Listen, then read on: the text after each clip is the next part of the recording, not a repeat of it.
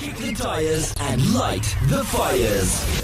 It's time for 777 Days with Jesus on the Overcomers Wisdom Sessions with the Son of Joy.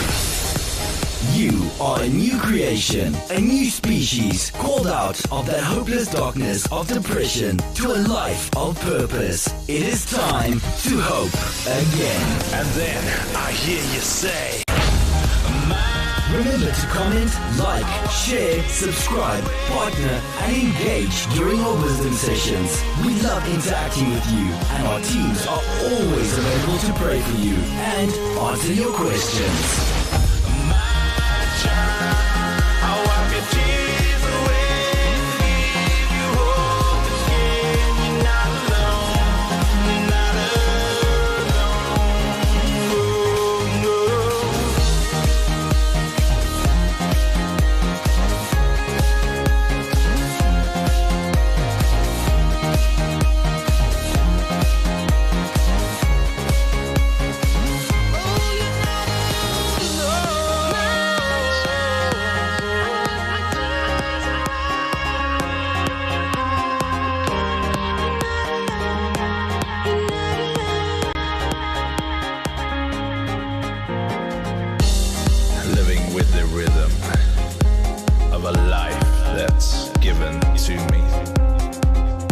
Shackled by the past, a failing heart and falling daily, with tears that never dry but don't remove the pain inside me. So when I lift my eyes and I look into the sky, and I can hear you talking to me, and you say, hey, hey, hey, hey.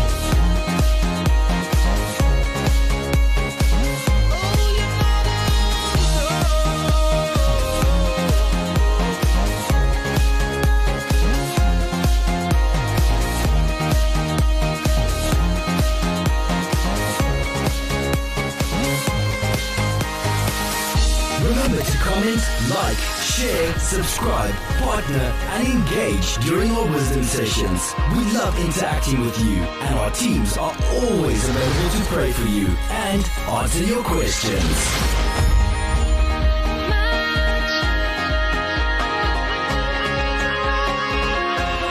777 Days with Jesus on the Overcomers Wisdom Sessions with the Son of Joy.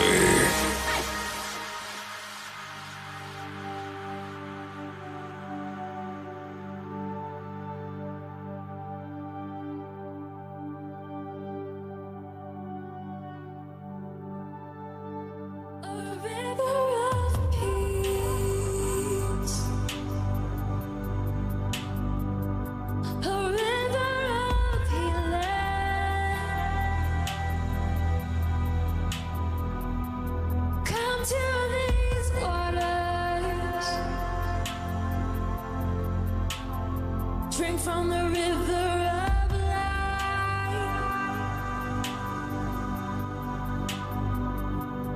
Come to me now.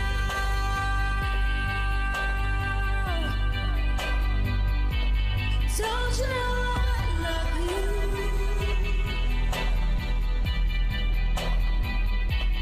Drink from this water. Drink from the river.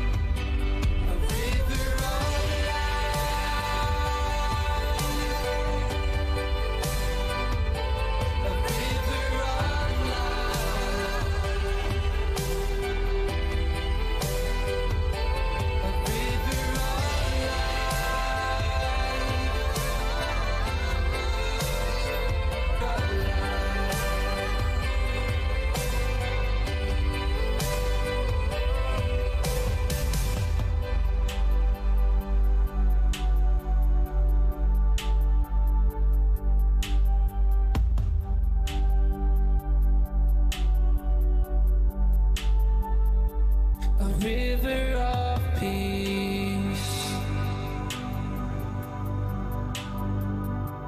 a river of healing.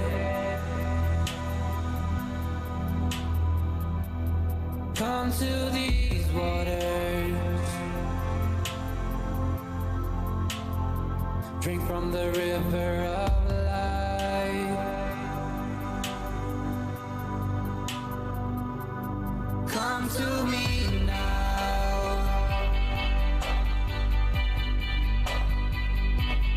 Don't you know I love you?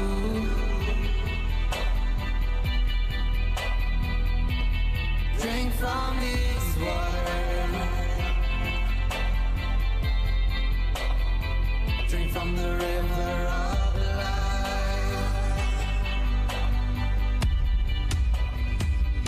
A river of life.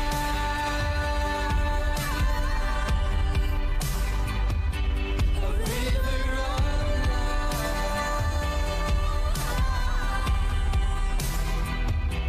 A river of life. A river of life.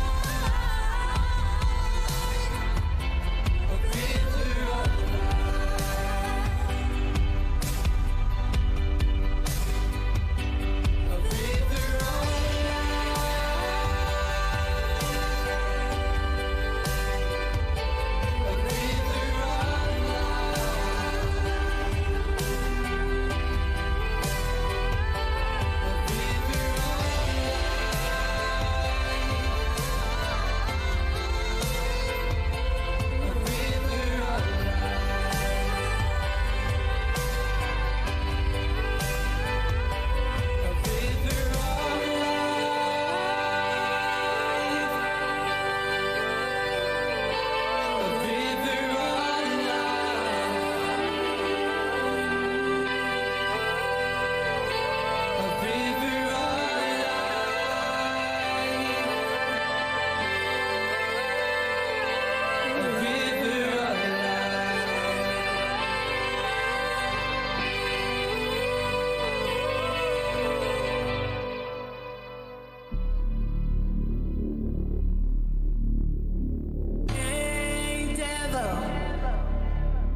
Don't you know that it's written that because I'm obedient, you gotta flee from me? Hey, mountain, don't you know that it's written? If I tell you jump in the river, you know you gotta listen to me. I'm not a spectator, I'm not a criticizer, I'm a demonstrator. I run the race to victory. I'll not grow weary, spread my wings like an eagle. I'm full of the Spirit, I shall run and not faint. Hey Father, I'm your child, Daddy. See me run, Daddy. I know you're proud of me, your love surrounds me. Hey Father, watch me run, Daddy. You sent Jesus, and now your victory is all around me. It's all around me. It's all around me. It's all around me. It's all around me. It's all around me. It's all around me. It's all around me. Hey devil, don't you know that it's written that because I'm obedient, You gotta flee from me. Hey, mountain, don't you know that it's written? If I tell you jump in the river, you know you gotta listen to me. I'm not a spectator, I'm not a criticizer, I'm a demonstrator. I run the race to victory. I'll not go weary, spread my wings like an eagle. I'm full of the Spirit, I shall run and not faint. Hey, Father, I'm your child, Daddy. See me run, Daddy. I know you're proud of me, your love surrounds me. Hey, Father, watch me run, Daddy. You said Jesus, and now your victory is all around me. It's all around me. It's all around me. It's all around me. It's all around me. It's all around me. It's all around me. It's all around me.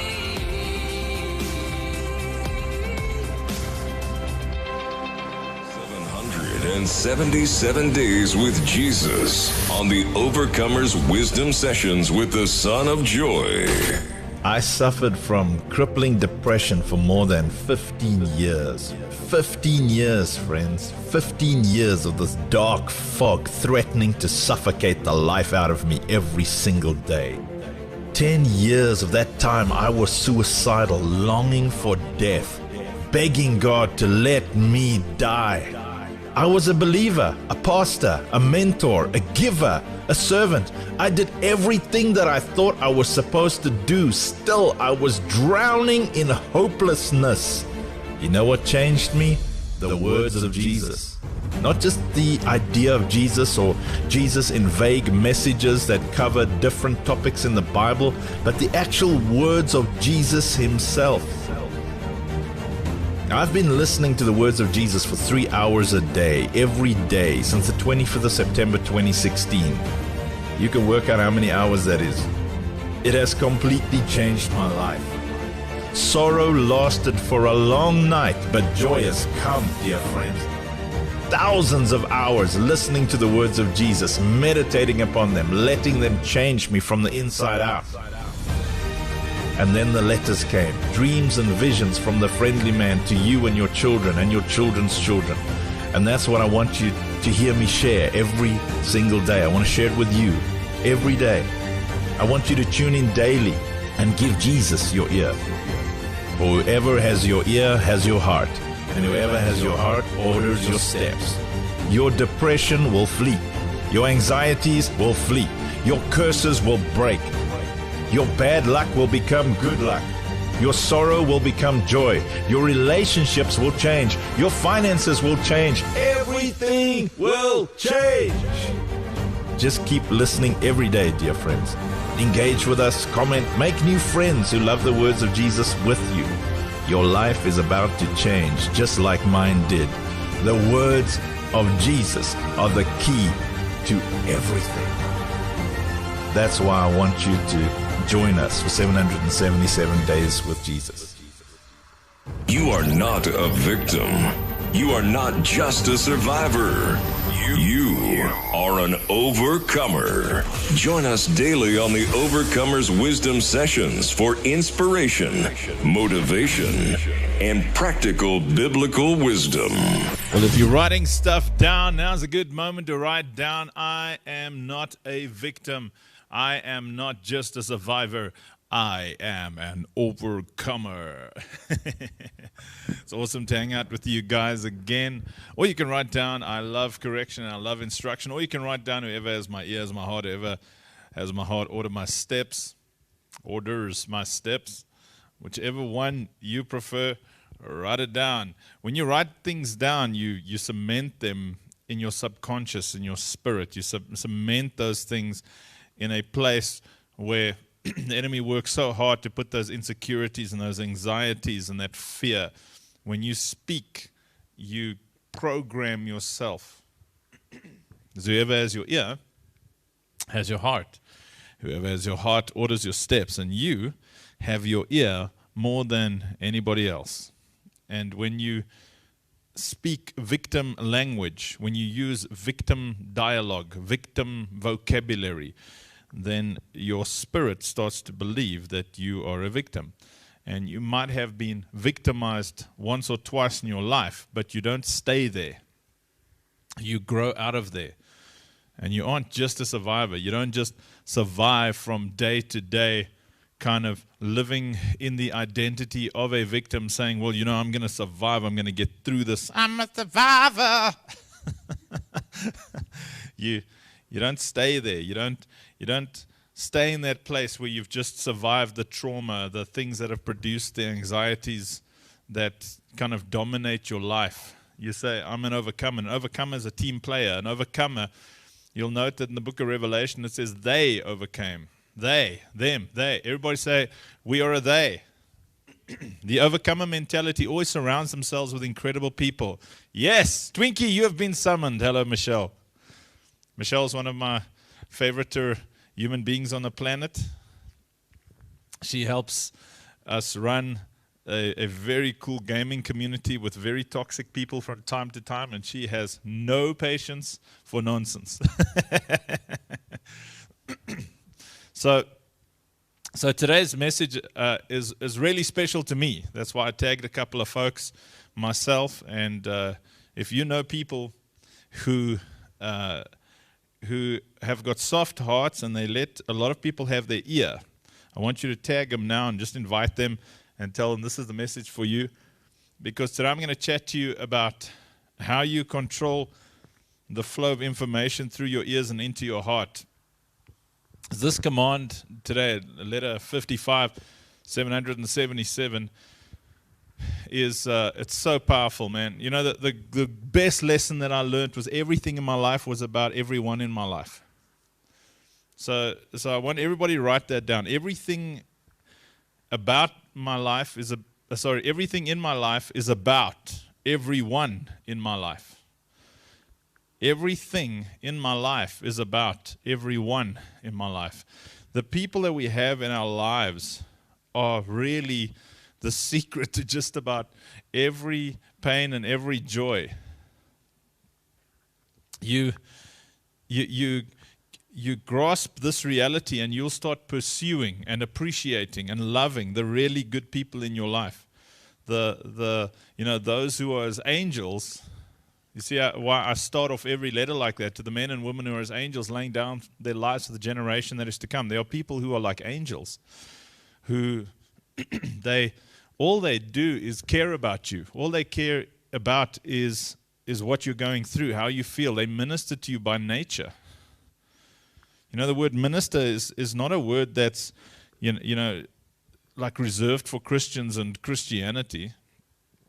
The word minister to someone means to tend to them, to care for their needs.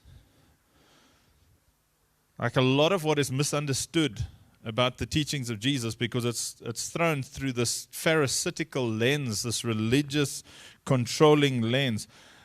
A lot of what's misunderstood is that people don't really realize that Jesus gives an instruction. He says, if you love me, feed my sheep, tend to my sheep. Actually take care of the people around you. Care about them. Be love. And when you grasp that, you want to surround yourself with people who are full of love, so that when you have to work with people who are not full of love, you have petrol in your tank. You have fuel in your tank. See, like, so we got this gaming server that I mention quite often because I really enjoy it. And there are people who come there who are filled with incredible toxicity, and then a lot of them are able to change because of the environment, because everything about us is determined by is about everyone around us. So when nasty people hang out with more nasty people, the salt increases, they become saltier, they become nastier. And someone mentioned to me last night that we were called a bunch of happy, clappy Jesus freaks or something. I can't remember. And then I thought, the typical retort, what the guy's saying is that he's unhappy. He doesn't like clapping or making joyful things. And does that make him a Satan freak? Like I thought, are people so proud of their toxicity? Are they so proud of their desire to gossip? Are they so proud of their desire to be nasty and toxic that they actually identify with, their right to hurt others? They actually identify with their right to break others down.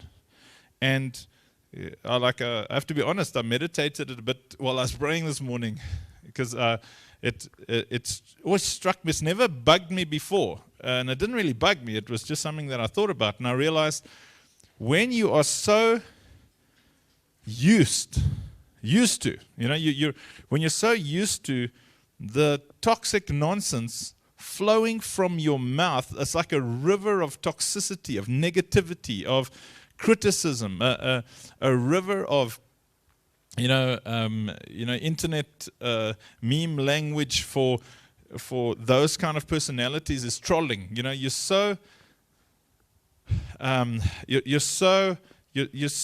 used to being a troll that you start thinking that the people on top of the bridge are the bad guys. You're so used to being negative all the time and kind of wicked, in how you hurt people and do things, that you actually start to perceive good guys as bad guys. You start to perceive the doctor as your enemy, and the teacher is the bad guy, and the police are the bad guys. And you see how the world shifts in that direction, where people dislike those who uphold the laws which protect them and give them the freedoms that they have to be themselves. Well, I don't believe that you must actually be thyself. I say, be not true to thyself, be true to thine higher self. If you can type that out, go for it. I said it in Willem Wickel's piece, which is Afrikaans for William Shakespeare. Shakespearean vibe. Be not true, true. There you go. I have to give one to Donald every day so that him and Tino can fall off their chairs at the back there. Be not true to thine self, be true to thine higher self. And so you have people around you who help you be true to your higher self. This self that you were actually created to be, this incredible, kind, selfless, mature person who is still like a child in how you play, in how you have fun, in how you laugh, how you just experience the wonders of this life. But it has very much to do with today's command. Matthew chapter 11, verse 15. And Jesus says, you people who hear me, listen. Listen.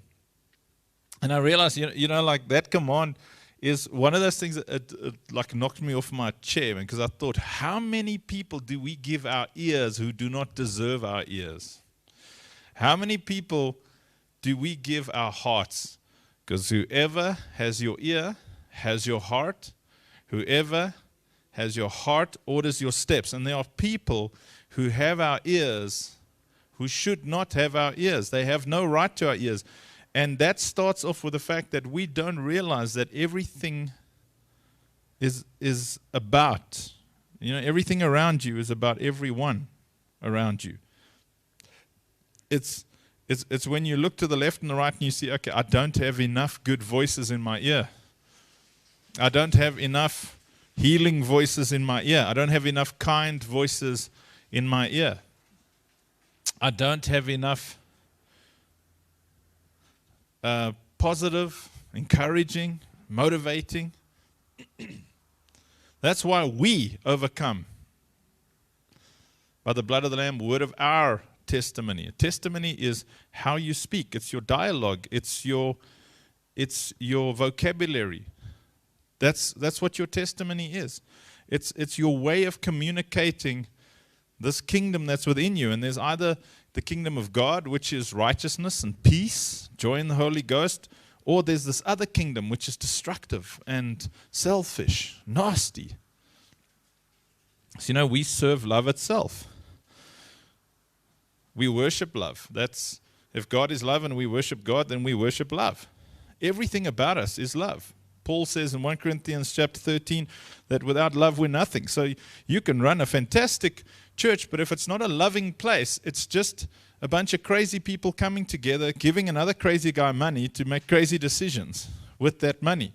Like if love is not who we are, if love is not at the center of who we are, if love is not the motive for everything that we do, then the first place you've got to look is who's got my ear.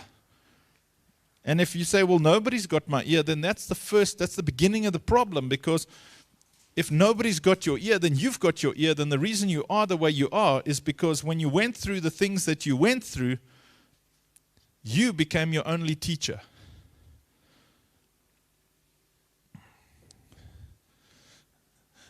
And you've got to say, okay, who am I listening to? Now, I choose to listen to Jesus, literally 3 hours every single day of my life. But before that, before I had the courage to listen to Jesus, I would actively seek out loving people, kind people. The environment, even the environment in which I play games.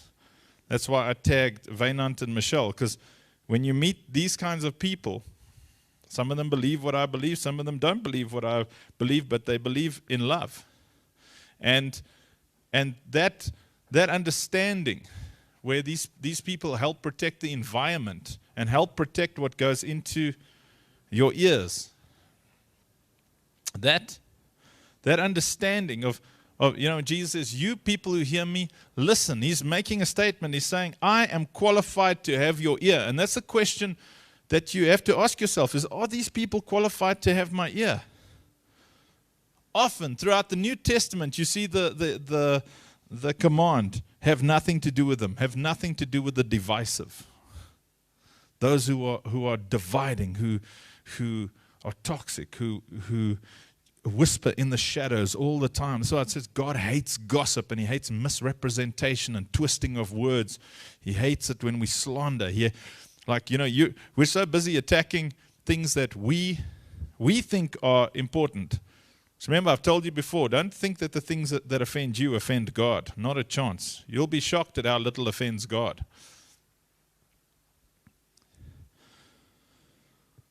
Whoever has your ear has your heart. Whoever has your heart orders your steps. You should be proactively seeking out wonderful people.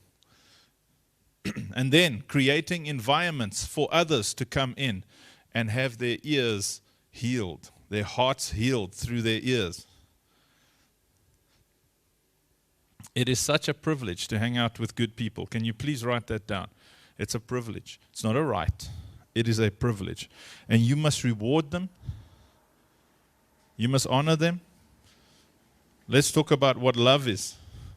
We've seen love is patient, kind, slow to anger. It's not puffed up, keeps no record of wrongs, always hopes, always trusts. Love never fails. Have you ever been to a wedding? That's 1 Corinthians 13 that I just quoted. Most pastors will stand up there and quote 1 Corinthians 13. Now, love is patient. Love is kind.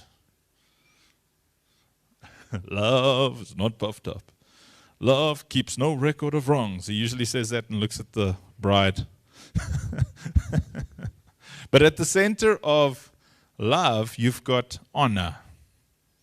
And the definition of honor is to do for others as you would have done for yourself. That's the very definition of honor. And then there's a gift that you give to those, the ones who teach you, the ones who have your ear, who have your heart. And that gift is double honor. The ones who have an impact on you, that whenever they speak, whenever they smile, whenever they laugh, healing enters your soul. Healing enters your heart. The gift of double honor.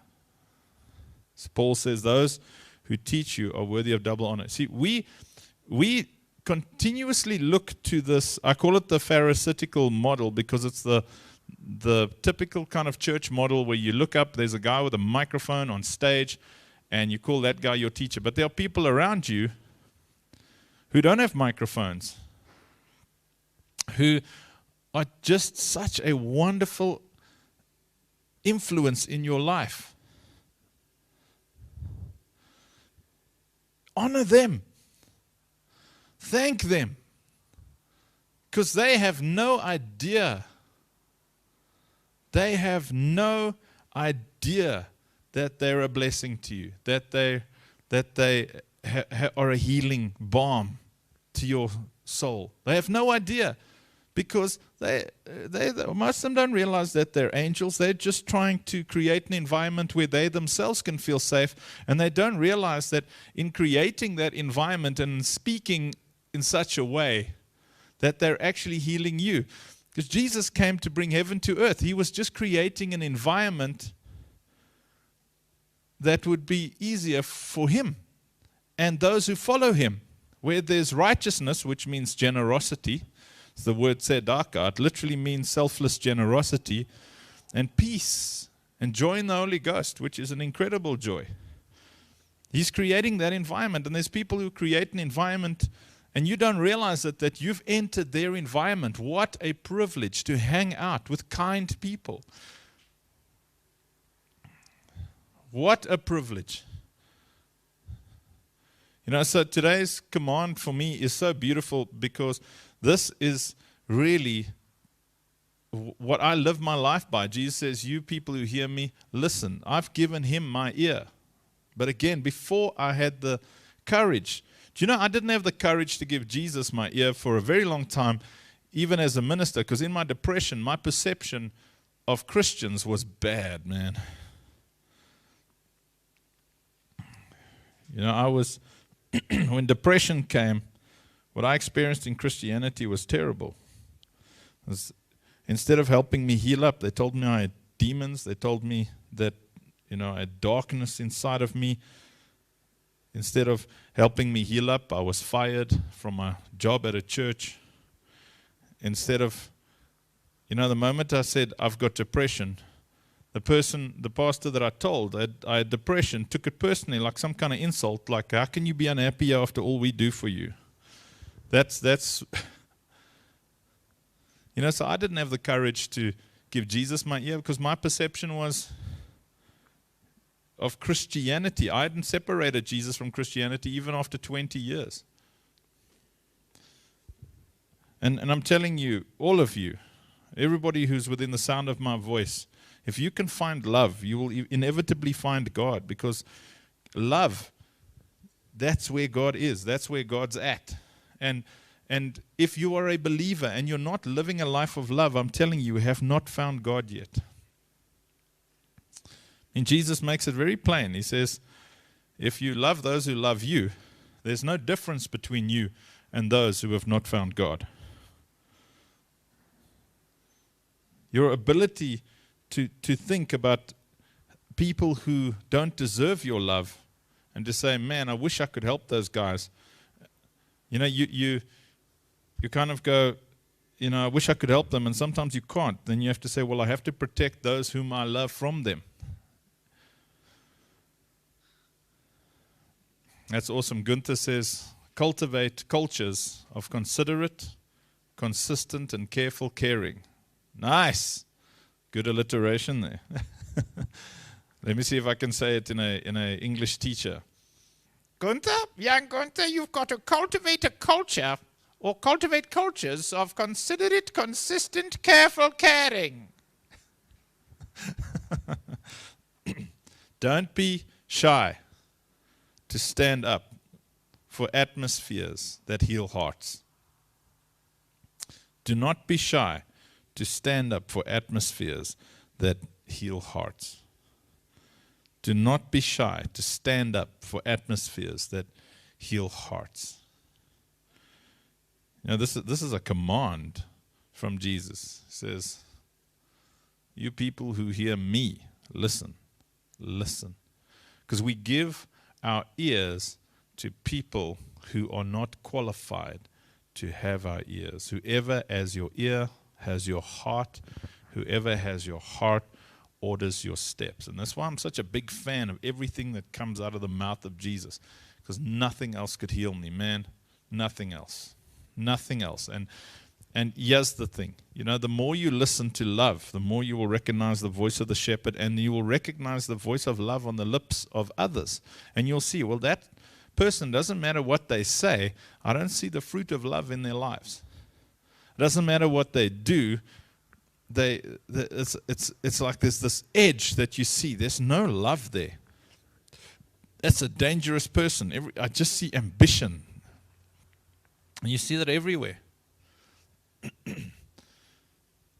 You shouldn't be putting yourself at the mercy of loveless people. You should never, ever justify. Oh, sorry, I forgot to put the text on the screen. Thank you, Cara. Donald and Tina, you guys must watch so you can tell me. Hey? They're enjoying the sermon so much, they say they. Sorry, there you go. Quack, quack, quack, quack. Yeah, because it's up on the screen in the building. Yeah, so they've got like multiple streams in front of them. They just like. Okay, well there it is now.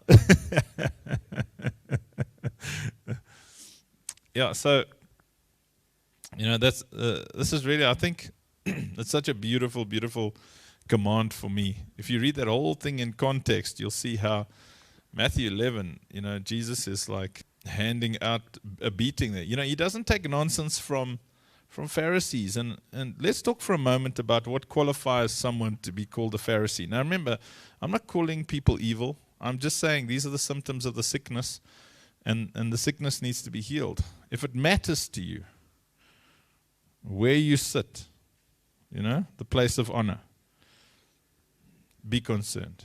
If it matters to you how people perceive you, what you drive, you know, you should choose a car or a motorbike or whatever it is based on what's cool to you, not on what makes others look up to you. And if it matters, if the authority or the position matters to you because you have a desire to have power, be concerned. But if the position matters to you because you have a desire to bring positive change, that's beautiful, because you're then working on the atmosphere. You'd like people to have, you'd like to have their ear because you'd like to bring healing. In our little gaming clan, I'm constantly looking to promote awesome folk. I met a young man last week, calls himself Hollow Druid. Don't get too religious on me now, it's just a gaming tag. A druid is just another name for a healer. Don't now come with you, it's Wiccan and he's got demons. No, he's a good guy and he just thought it was a cool name because he saw one in a game. For goodness sake. You know, the first character, yeah, I'm going to shock you guys. The first character I played, and some of you need to be honest with me if you played games and stuff. Gunther says, this is one of the shortest commands. I'll memorize this one first. So one of the first characters I played was a warlock. Oh no, a warlock is a Satanist. Well, no. Depends on the context. I played a character called a warlock for a long time in a game called World of Warcraft. And I enjoyed playing the warlock. I called him Helmut. and when someone found out, a Christian found out that I was playing a warlock, they said, "You can't do that. There are things that you'll pick up from playing a warlock. You're going to be, what's that? And they were freaking out, and they wanted to cast demons out of me, and they wanted to come into my house and throw oil on my computer. And I said, "You throw oil on my computer, people will be oiling you up in hospital, friend." And now remember, the guy talking to you listens to the words of Jesus for I've been listening to the words of Jesus for almost 4 years, every single day for 3 hours. And I'm telling you that we focus on things that are not important at the expense of things that are important.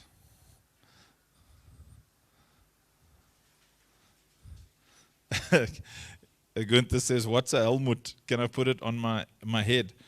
Yes. I just thought it was a funny name because it sounded German to me, and I wanted to, because it was a role-playing server where you actually had to talk like your character, and I wanted to talk like this when I spoke.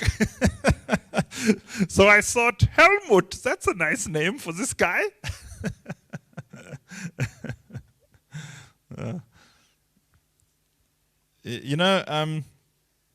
Let's spend some time talking about how we throw people away because we don't take the time to love them.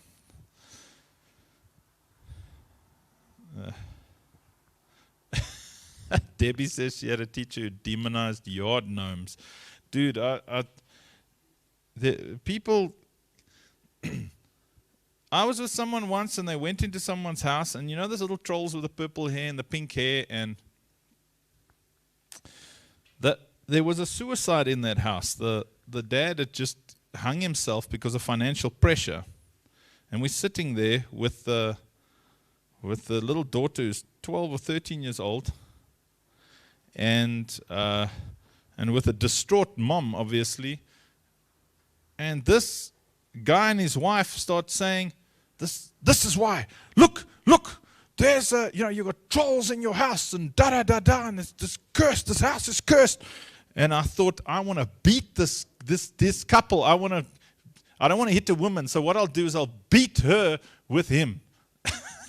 I'll just throw him at her. Like, it's so insensitive, so unloving, so unkind, so wicked and selfish. That desire to be right, to be higher or more. Oh, my word. Absolutely loveless. That's not Christianity on any level. It's like a Wiccan belief system. That is a Wiccan belief system. Now if there were candles around the troll and a prayer mat in front of the troll, maybe we'd have a conversation. But it's a little colorful, funny-looking thing. The father commits suicide because of financial pressure, not because there were pink-haired trolls. I've been in homes where there's nothing. The curtains are like these kind of apartheid. I call them apartheid pastel. It's a particular color that South Africa had. It was just like this dead pastel. There were Bibles on every single shelf almost. And the father shot himself. Did a lot of suicide counseling. And, go in there, and the guy was serving God with all his heart, everything. It's just financial pressure hit. He didn't know how to handle it, lost everything, and then just took his life, just like that. When you go in somewhere, ask yourself the question, who has their ear? Don't go in there and cast your judgment because you think, a demon can infect a squeaky toy. Gunther says they had a troll-themed youth camp at Exterda. Absolutely. There's 500 kids on every camp there, and they help them, and they heal them, and they counsel them, and they love them. Yeah, hundreds of kids got saved there. There's something that has to happen in the hearts. when you live a life of judgment, hunting for the darkness in people, what you're saying to those people is that darkness is stronger than light. That, whoever has your ear, friends, has your heart. When people come to you and they tell you that darkness is stronger than light, I don't know if they've met light yet, because in my world and in the spirit, when you switch on a light, the darkness runs. In our little gaming community, the moment we switch on the kindness, and we say, okay, we're going to be nice to each other. We're not going to do that to each other. Boy, I tell you, the darkness just runs away. They go somewhere else and they try and attack us from their little shadows. And you go there and switch on the light, they run even further.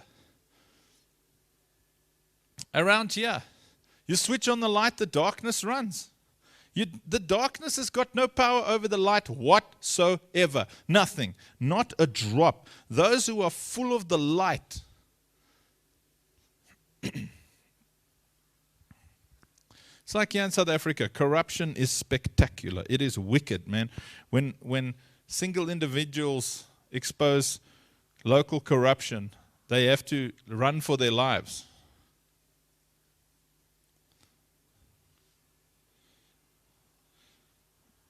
But when a group of people, switch on the lights, it's the darkness that has to run for its life, and that's why we are a they. Okay, so a little bit of a deviation. Jacqueline says, I have to know, do you go to hell if you commit suicide? Perhaps a scripture. All right, so based on thou shalt not commit murder, the insensitive darkness hunters will just say yes immediately. They'll say yes. I've had at least 8 suspected suicides in my family, including my own mother and her brother. And I'll ask you 2 questions, because I can only answer that question with a question. My mother served God most of her life. She raised God-fearing children. She was kind. She helped the poor. But we had incredible financial struggles. She never recovered from postpartum depression. She experienced an incredible abusive childhood.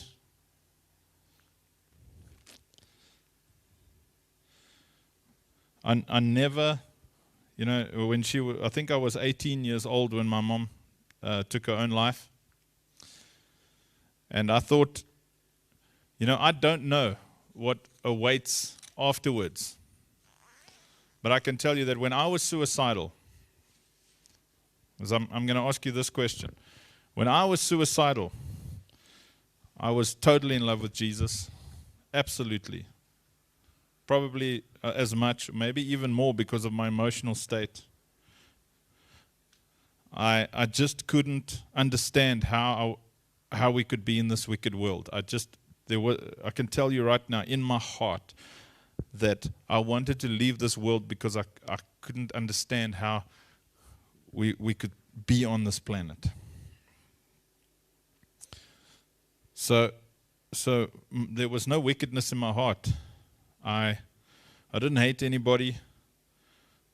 I just had lost hope. And first off, I think it's a very selfish thing to do, because you leave a lot of pain and destruction behind you.